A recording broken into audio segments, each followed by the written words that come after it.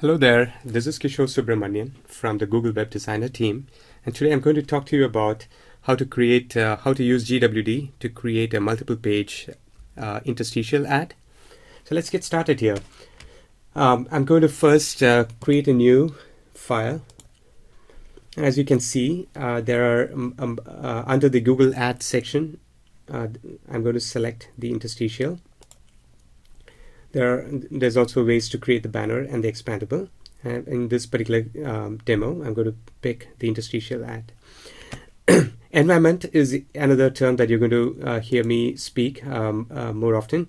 This essentially represents the SDK of the target ad network. In this case, we're going to go with the double click, but we could do the same thing for AdMob and a generic, which supports a more generic environment that can be used in other networks. So let's go with double click. I'm going to select the dimensions of the interstitial ad. In this case, I'm going to change it to have a custom height and width, 600 pixel width and 300 pixels in height. I'm going to give it a name my file, and I'm going to place it in this particular location.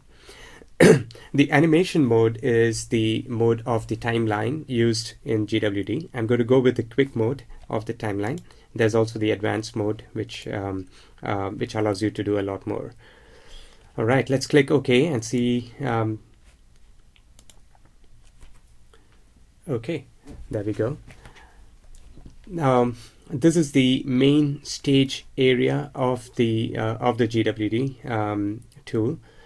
And on the left-hand side of the GWD, you see these tools such as the tag tool and the pen tool.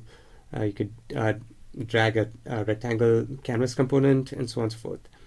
The tag tool is used to draw any valid HTML element onto the stage. And some of the most commonly used ones, such as the div, image, or the video, are provided directly here. Moving to the right-hand side of the tool, you see the properties panel, properties inspector, which allows you to edit the properties of the currently selected component, or in this case, the page. The Components tab the panel provides the list of out-of-the-box components that we bundle with GWD.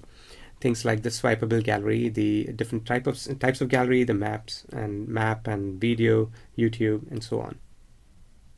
The Events panel allows you to wire events between components. For instance, you could wire things like when I click here on a tap area component, play the video, or when I click on the tap area, exit the ad, or move to another page, and so on. And we will see how we can configure events to provide a lot more interactivity to our ad. All right, and now moving on. In this example, I'm going to create an ad that has 3 pages. Pages are a concept within GWD. You can think of it as 3 different views within the ad, but we refer to them as pages. So let's take a quick look at how to create the 3 different pages, and we'll go ahead and see how to navigate between them as well. Okay, so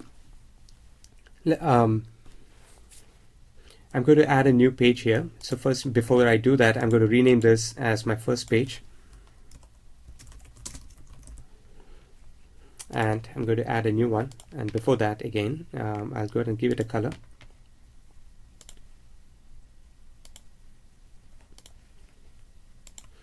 When I click on plus, it adds a new page and inherits most of the properties of the current page.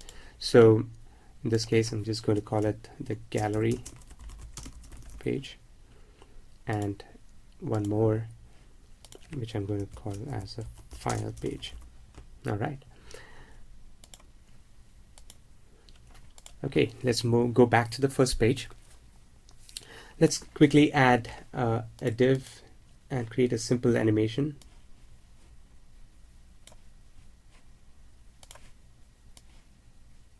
I'm just going to move the div to the center. give it a color.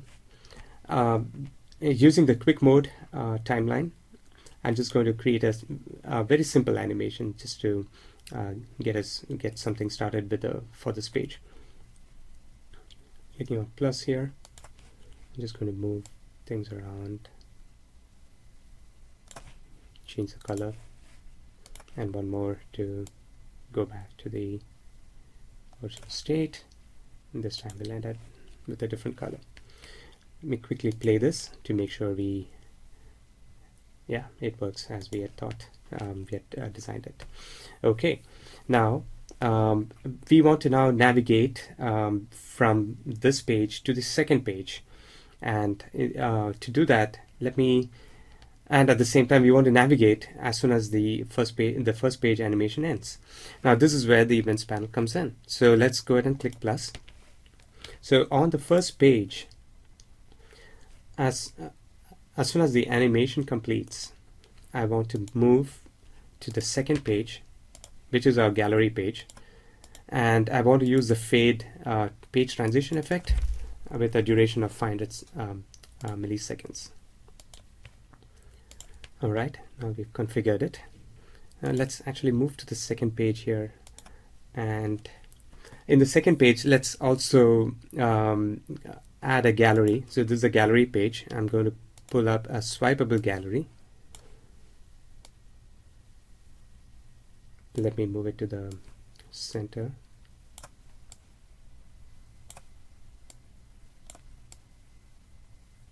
Okay, now I have some images that I want to add to this gallery. To do that, again, I scroll down and I see those images. I can enter the images directly, or I can use the tool here. So I'm going to drag files from my computer. I have some car images that I can use. I'm going to drag them to configure the images for my gallery. Alright, so just to summarize what we have done, we've added the first page, and we've configured an event on the first page to navigate to the second page that has the gallery. So let's make sure we are good so far by previewing it. So as soon as the animation ends, here we go. We are in the swipeable, in the second page that contains the swipeable gallery. All right.